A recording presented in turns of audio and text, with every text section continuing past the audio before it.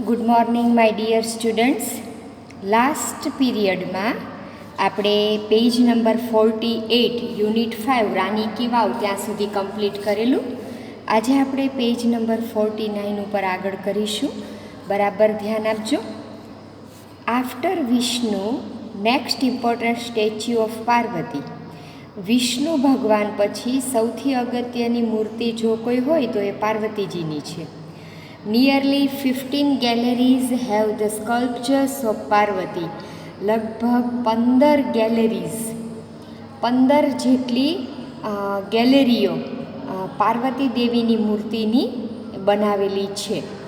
12 statues of goddess Gauri together at the same place are rarely found anywhere.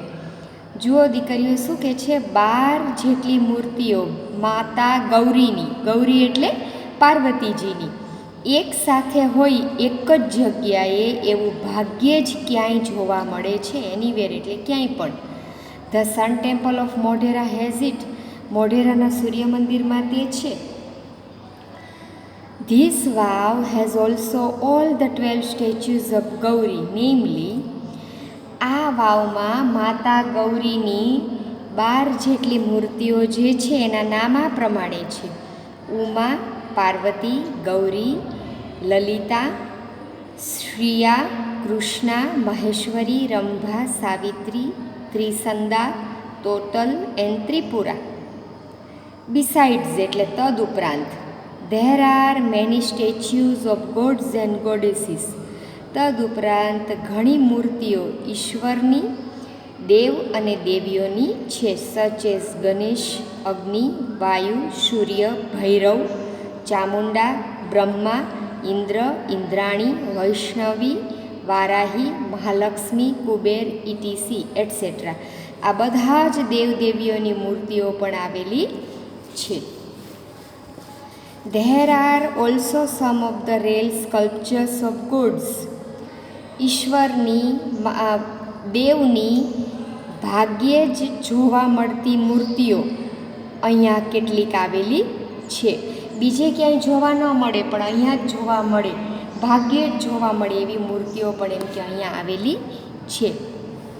Here one can find the statue of lord Buddha with 4 hands. અહીંયા કોઈ પણ વ્યક્તિ ભગવાન બુદ્ધની 4 હાથવાળી મૂર્તિ છે એ જોઈ શકે છે. The statue of Ram with sword and shield. ભગવાન રામની તલવાર અને ઢાલવાળી મૂર્તિઓ જોઈ શકે છે. The statue of sun in form of tapasvi. તપસ્વીના સ્વરૂપમાં સૂર્યદેવની મૂર્તિ જોઈ શકાય છે. સૂર્યદેવ છે એ સાક્ષાત ઈશ્વર છે. આ પૃથ્વી ઉપરના જીવંત દેવનું બિરુદ એમને મળેલું છે. એક સેકન્ડ માટે પણ સૂર્યનારાયણ દેવ જો રાઈઝ થાય નહીં, ઉગે નહીં, તો એમ કે આપણું અસ્તિત્વ છે ખતરામાં છે, શક્ય જ નથી આપણું અસ્તિત્વ. એટલે સૂર્યદેવને લીધે જ પૃથ્વી ટકેલી છે. એટલે અહીંયા એમ કે તપસ્વીના સ્વરૂપમાં સૂર્યનારાયણ દેવ બતાવેલા છે. The statue of Shiva with beads in his hand. ભગવાન શિવની મૂર્તિ તેમના હાથમાં માળાવાળી છે. The statue of Parshuram with soft and gentle expression rather having hard and stern look etcetera. શું કહે છે? પરશુરામની મૂર્તિ છે with soft and gentle expression, કુણા અને નમ્ર એક્સપ્રેશન એટલે કે એના મોઢા ઉપરના ભાવોવાળી છે. Rather having hard and stern look. સખત અને કઠોર દેખાવને બદલે ભગવાન પરશુરામ છે એમના કઠોર અને સખત દેખાવ માટે એમ કે જાણીતા છે. તો અહીંયા એમની મૂર્તિ છે એકદમ કુણા અને નમ્ર ભાવવાળી છે. Some of the sculptures display contemporary lifestyle. શું કહે છે? કેટલીક મૂર્તિઓ છે એ પરંપરાગત જીવનશૈલી દેખાડે છે.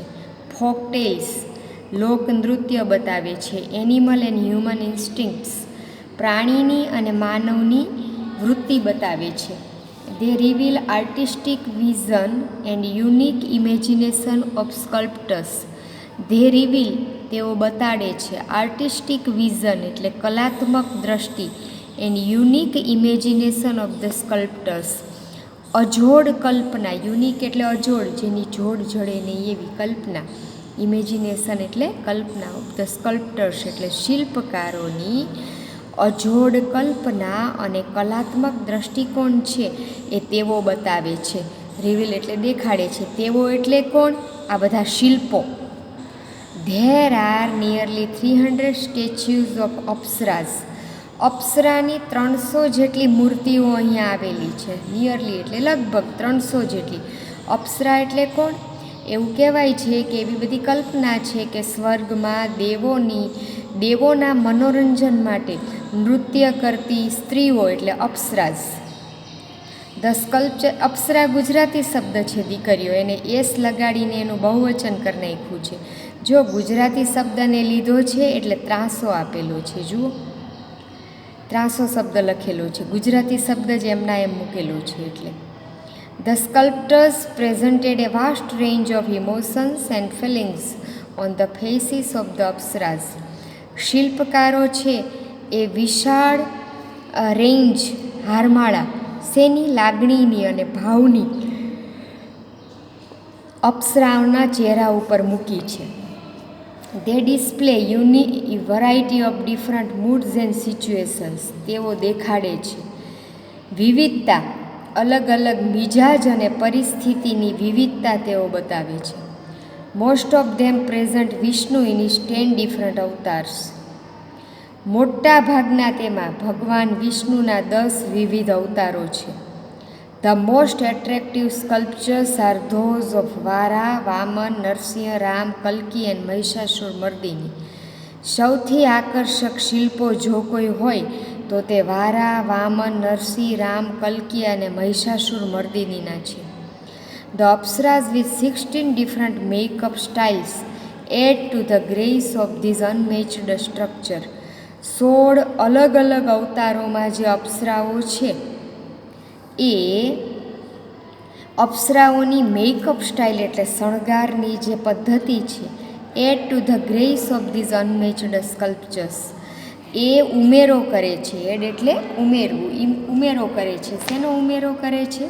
ટુ ધ ગ્રેસ એટલે કે ઠસ્સામાં, ઓફ ધીઝ અનમેચ્ડ સ્ટ્રક્ચર, આ અસાધારણ બાંધકામ છે. અનમેચ્ડ એટલે જેની કોઈની સાથે સરખામણી ન થઈ શકે એવું અસાધારણ સ્ટ્રક્ચર, બાંધકામ છે. એની ભવ્યતામાં, ગ્રેસ એટલે ઠસ્સો, એની ભવ્યતામાં વધારો કરે છે. શું વધારો કરે છે દીકરીઓ? કે અપ્સરાની, દરેક અપ્સરાની અલગ અલગ 16 એની મેકઅપની સ્ટાઇલ છે. જુઓ દીકરીઓ, આ ફોટો છે એમાં 1, 2, 3, 4 અને 5 અપ્સરા આપેલી છે. તો જુઓ, આમાં એને બુટ્ટી છે, આમાં કાનમાં એને કુંડળ પહેરાવેલા છે, ગળાના હારની સ્ટાઇલ અલગ અલગ છે. જુઓ, એ પણ એ બતાવેલી છે. તો અલગ અલગ શણગાર, ઘરેણાં કરેલી સ્ટાઇલ છે એ અપ્સરાના તમને ચહેરા ઉપર, એના શણગારમાં, એના ઘરેણાં ઉપર બારીકાઈથી બધી બનાવેલી નજરે ચડે છે. The stepwell also focuses on the holiness of water. આ કૂવો છે, સ્ટેપ પગથિયાવાળો કૂવો છે. WELL વેલ એટલે કૂવો, WELL વેલ એટલે સારું પણ થાય, બરાબર. ગેટ વેલ સૂન, આપણે કોઈ બીમાર હોય તો એને કહીએ છીએ ગેટ વેલ સૂન, તમને સારું થઈ જાય. તો એ also focuses on the holiness of water. એ આ પગથિયાવાળો કૂવો છે એ ઓલ્સો ફોકસીસ એટલે ધ્યાન કેન્દ્રિત કરે છે. શેની ઉપર? On the holiness of water, પાણીની પવિત્રતા ઉપર. And its great significance in Indian culture. અને ભારતીય સંસ્કૃતિમાં એનું મહાન સિગ્નિફિકન્સ એટલે કાર્ય છે એ આ બતાવે છે. મહત્ત્વ છે એનું, ખૂબ મહત્ત્વ છે. ગ્રેટ એટલે મહાન, પણ અહીંયા એનો અર્થ કરીશું ખૂબ જ, એનું ખૂબ જ મહત્ત્વ છે. સિગ્નિફિકન્સ એટલે મહત્ત્વ એ બતાવે છે. The vav is the most developed elaborate an ornamented example of submerged architecture. વાવ છે એ સૌથી વધારે વિકસિત, ઇલાબોરેટ એટલે વિસ્તૃત કરેલું અને ઓર્નામેન્ટેડ એક્ઝામ્પલ અને શણગારેલું ઉદાહરણ છે ઓફ સબમર્જ્ડ આર્કિટેક્ચર. બરાબર, એ જે આર્કિટેક્ચર એટલે જે સુંદર કોતરણી કામ છે, સબમર્જ્ડ એટલે એકબીજામાં ગૂંથાયેલું સુંદર કોતરણી કામ છે એનું ઉત્કૃષ્ટ દ્રષ્ટાંત છે. વિસ્તૃત, ઇલાબોરેટ એટલે વિસ્તૃત એટલે વિશાળ પ્રમાણમાં, 800 જેટલા શિલ્પો હોય એટલે બેટા. અને ડેવલપ્ડ એટલે ખૂબ વિકસિત બનાવેલું, ઓર્નામેન્ટેડ એટલે આખું શણગારેલું છે. સ્ટેચ્યુ સાદા નથી પણ એને શણગારેલા છે. It sings the glory of development of stepwells in India. તે ગીતો ગાય છે શેના? તો કે ભારતના જ્યાં પગથિયાવાળા કૂવા છે એની ભવ્યતાના વિકાસના ગીતો ગાય છે. ગ્લોરી એટલે ભવ્યતા. This vav is a large and a complex. એ આર્ટિકલ છે એ કોમ્પ્લેક્સની આગળ આવશે, અહીંયા મિસપ્રિન્ટ થઈ છે.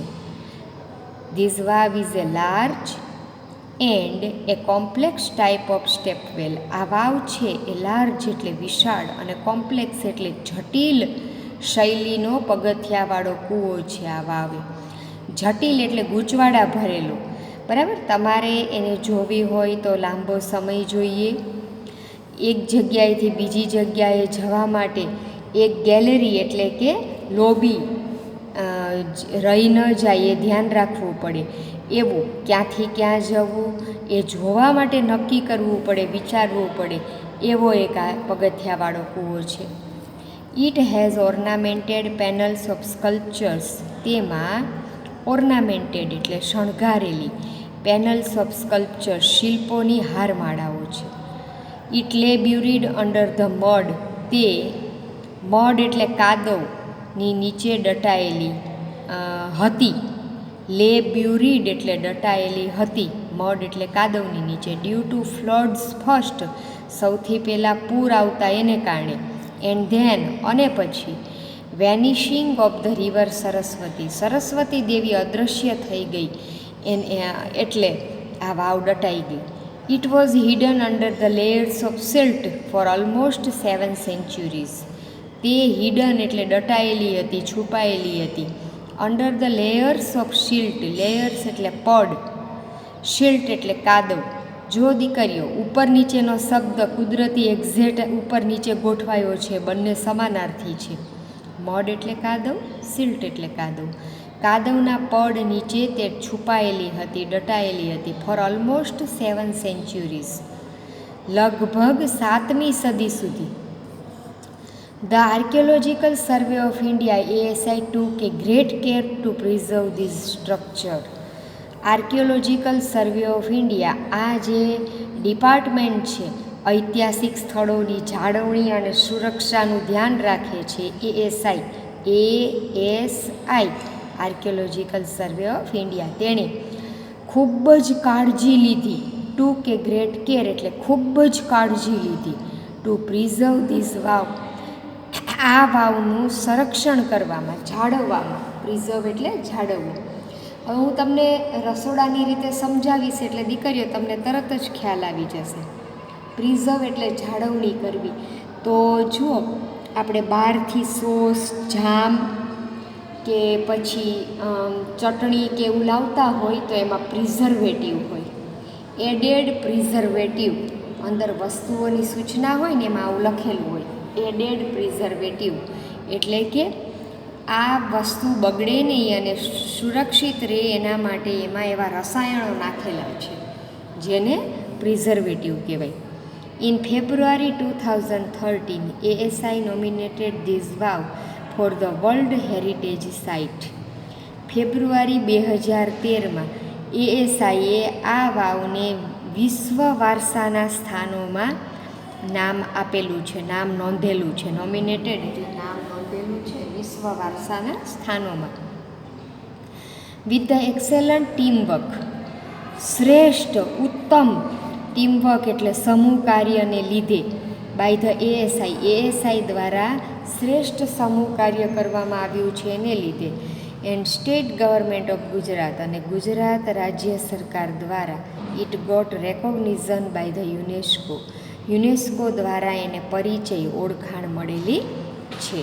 એટલે આ વાવ છે દીકરીઓ એ આખી દુનિયાના વ્યક્તિઓ જોવા આવે છે. 12 વર્ષ પહેલાં મેં આ વાવની મુલાકાત લીધી હતી. બહુ જ ઓછો ટાઈમ હતો એટલે બિલકુલ પૂરતી જોઈ પણ નથી. છતાં પણ આ 12 વર્ષ પછી પણ આજના દિવસે ફક્ત એક જ માળ જોયેલો છે, એક જ ગેલેરી, તો પણ ખૂબ આનંદ આવે, ચિત્તને ખૂબ આનંદ આપે. એટલું ભવ્ય, એટલું મહાન કાર્ય આ સોલંકી વંશના રાજા અને રાણી કરીને ગયા છે અને આટલા વર્ષો પછી પણ એ જોવા યોગ્ય છે, માણવા યોગ્ય છે. આપણે જ્યારે મુલાકાત લઈ રહ્યા હોય ત્યારે એવું બને કે વિદેશની અનેક વ્યક્તિઓ પણ ત્યાં હાજર હોય અને એ જોતા હોય. તો આવા અદ્ભુત સ્થાનો છે એને જોઈને આપણા જ્ઞાનમાં વધારો કરવો જોઈએ. દીકરીઓ, આજે જે આખો 49 પેજ ઉપરનો જે આખો પોર્શન તમને સમજાવ્યો, આ આખો પોર્શન છે એ 2 વખત ભાષાંતર કરજો જેથી તમને ખૂબ સરસ રીતે આવડે. ઓકે, થેન્ક યુ દીકરીઓ.